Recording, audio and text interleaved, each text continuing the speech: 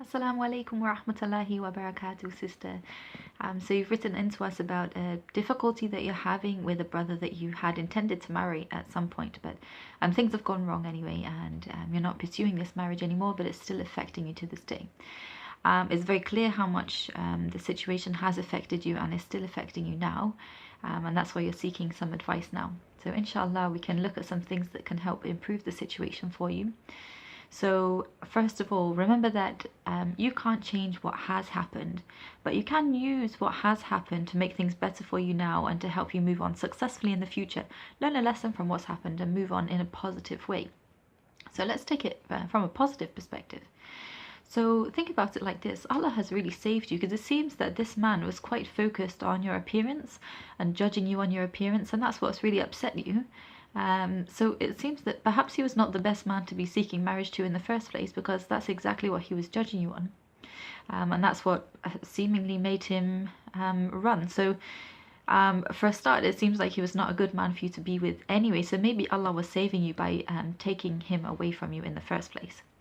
And also the fact that you were chatting online without any mahram present seems that he was willing to pursue a marriage to you in a way that was not acceptable Islamically anyway. So again, this is really putting up another red flag as well, right from the very start.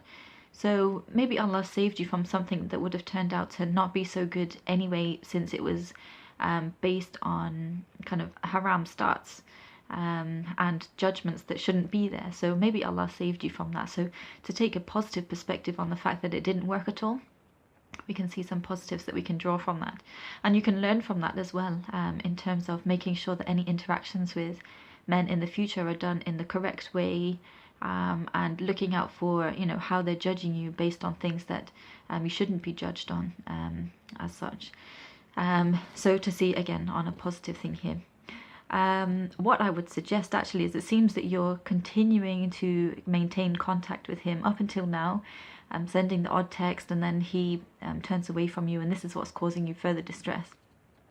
I'd suggest that you just cut him out altogether. The fact is, you shouldn't really be talking to each other anyway, and continuing to talk to him is making it more difficult for you to move forward, and it's causing you more distress. So just cut him out. With social media these days, you can even block him out, so that even if he tries to contact you, then he can't. So there is every option there for you to block him out of your life completely. You say you're having difficulties moving on from this, but you are going to continue to have difficulties moving on if you maintain contact with him. So I would suggest cutting him off anyway, from here, and that will help you to kind of move on from the situation more successfully. For example, you say that you've been trying to seek proposals elsewhere, which is a great way to move on, to seek marriage in the correct way, but it's not working out. I don't know what the reasons are for it not working out, whether they've not accepted or you've not accepted, but you need to move yourself on from the previous situation in order to kind of get yourself in the correct mindset to be able to move on with somebody else in the correct way.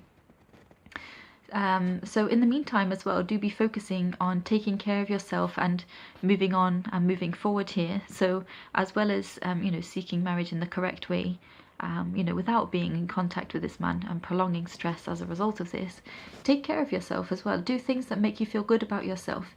As a result of the things that have happened with this man, it seems that you've been feeling quite down upon yourself, especially since he was judging you negatively, seemingly.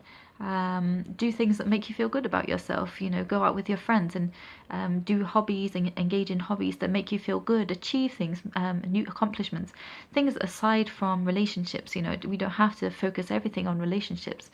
In terms of getting married and whatever, you can be with friends and do fun things with friends.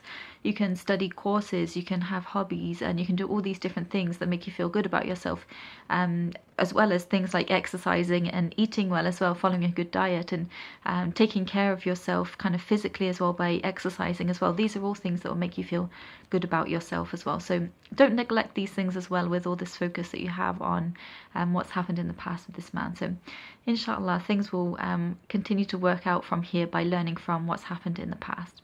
So may Allah bring you happiness and grant you a righteous spouse when the time is right, a spouse that will be the coolness of your eyes in both this life and the next. Ameen.